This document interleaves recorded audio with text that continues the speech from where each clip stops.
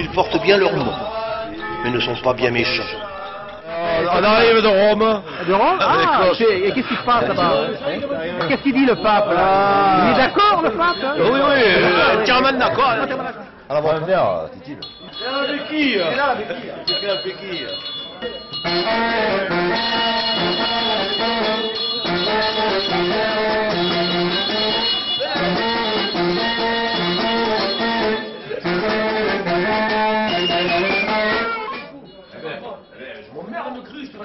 Où vont-ils?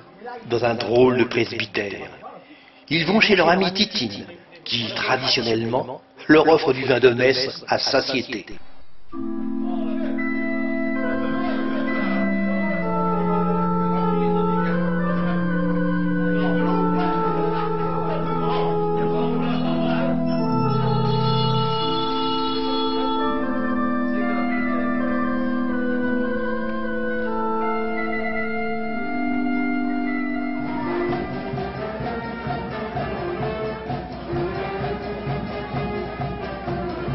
C'est le côté bucolique de la fête.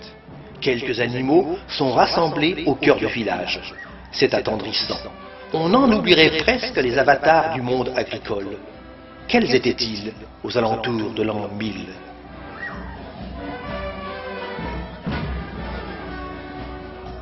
Évidemment, tout se resserre autour du clocher. Je parle peut-être un peu trop. C'est pour masquer l'inégalité du son direct, pas franchement au top, capté avec un nouvel appareil, pas encore bien maîtrisé.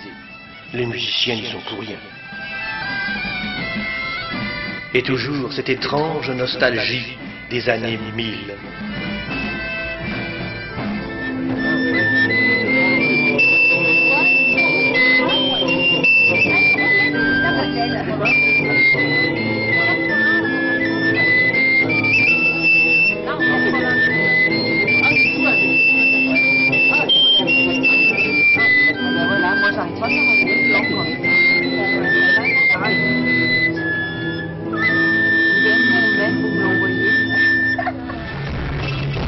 Alors là, côté prise de son, c'est pas le top non plus.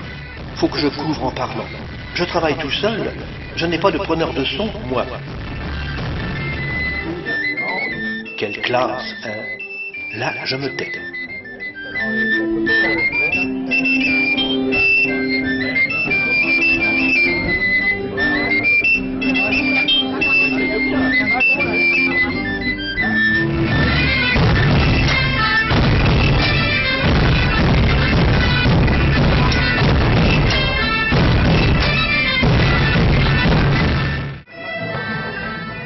Cette entité moyenâgeuse, matinée Renaissance, est réapparue l'an dernier.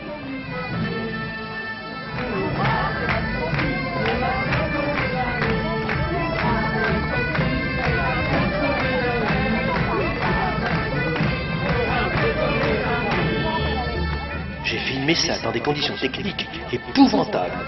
Au montage, j'ai sauvé ce que j'ai vu.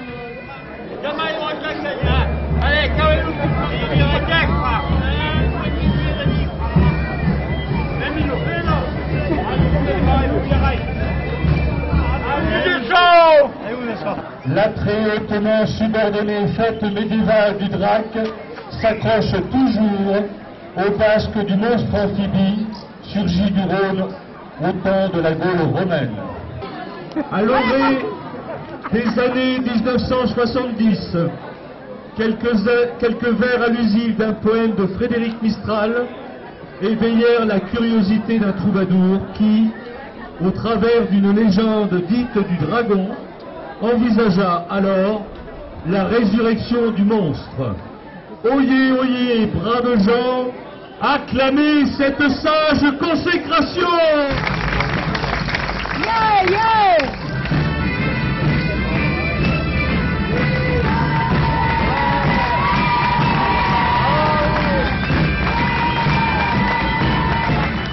C'est un des doyens du village, 90 valets au compteur.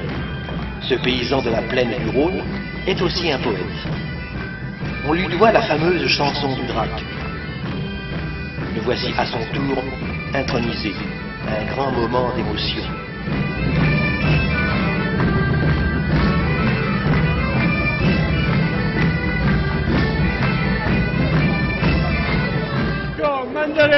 l'école, qu'après nous, le patois, c'est un pourri, et que quand il y a la culture, que ça s'arrache pas une frauditure, et une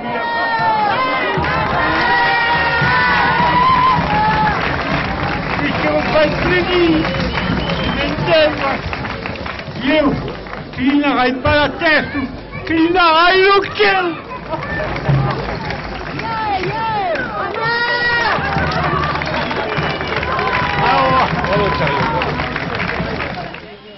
Une restauration s'improvise à ciel ouvert. On regrette la disparition du banquet médiéval, trop lourd à gérer pour des bénévoles.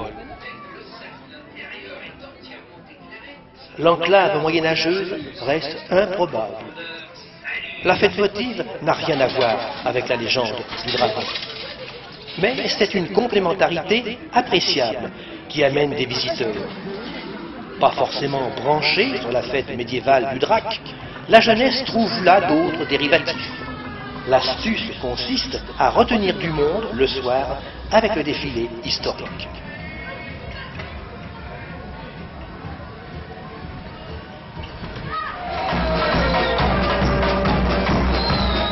Un creux persiste l'après-midi et jusqu'en début de soirée.